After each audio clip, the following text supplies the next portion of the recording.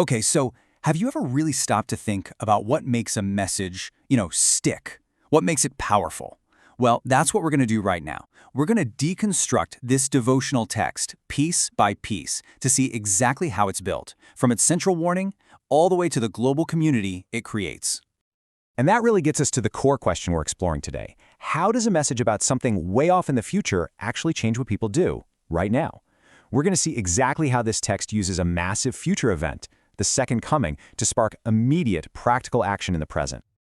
All right, so first up, the text wastes no time creating a sense of urgency. I mean, look at this. It's dated for the future, August 29th, 2025.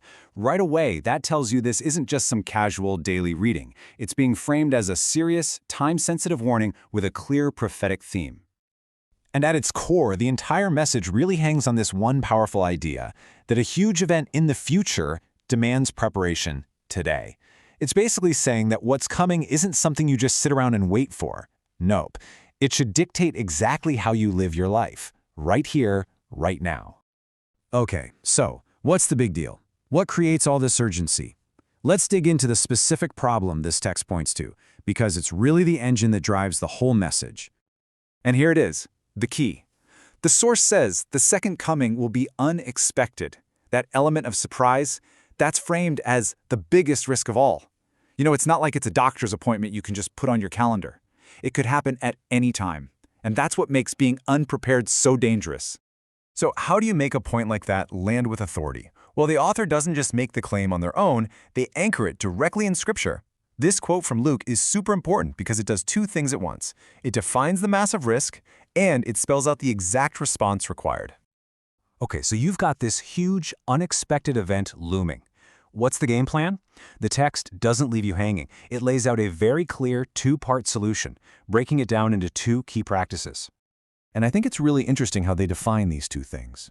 Watchful isn't just about literally keeping your eyes open, it's about being spiritually awake, alert, and not getting sidetracked by worldly stuff. And prayerful, well, that's all about staying close to God, making sure you're in sync with His will. So together it's not just a to-do list, it's a whole mindset, a spiritual posture. But this isn't just about thinking the right way.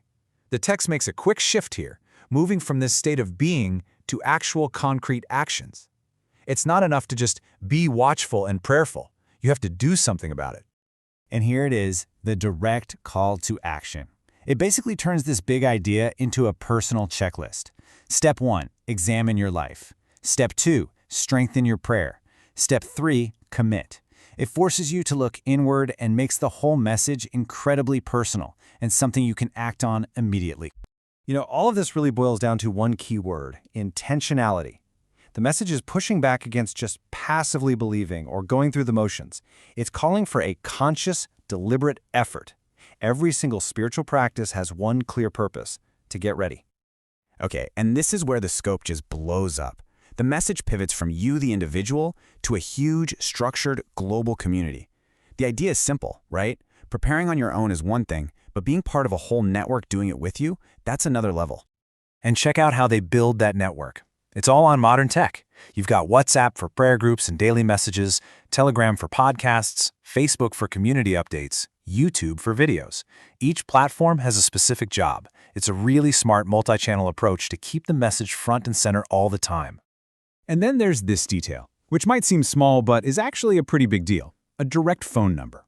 Think about what that signals. It says we're organized, we're accessible, we're real. It takes this from just an idea you read about online to a tangible organization you can actually contact. It's a huge trust signal. And the global reach here is just wow. They're literally coordinating prayer times across different continents. So you have people in Nigeria, the US, Canada, the UK, Switzerland, all praying together, synchronized. That creates such a powerful feeling of being part of a single, massive, worldwide mission. But it doesn't stop there. To pull people in even deeper, the text gives you a clear next step. Read these books. They're written by the ministry's leader, and they dive deeper into the main themes. This is a classic move, right? You create this whole ecosystem of information where followers can just completely immerse themselves.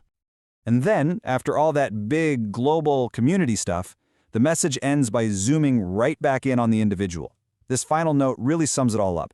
It takes this huge, cosmic idea and makes it intensely personal.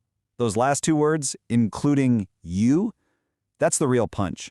It's not just a message for the church anymore, it's a message for you.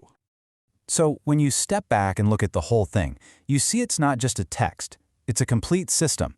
It starts with a simple warning, turns it into a personal to-do list, and then builds a whole global support network around it.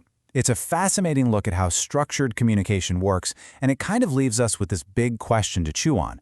What does it really take to get people all over the world to rally around one single idea?